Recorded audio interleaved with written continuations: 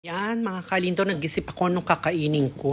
Nagbukas ako ng freezer, ay nakita ko yung salmon.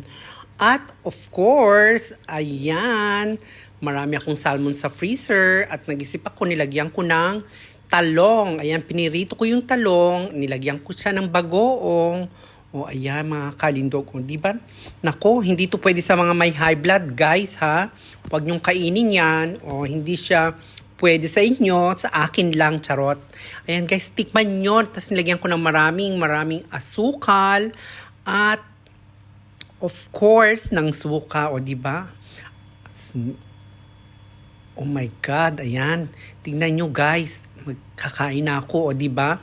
Itong pagkain na ito ay more rice ka pa. O ayan, diba? Kinikilig na ako dahil kumain, mga kalindog.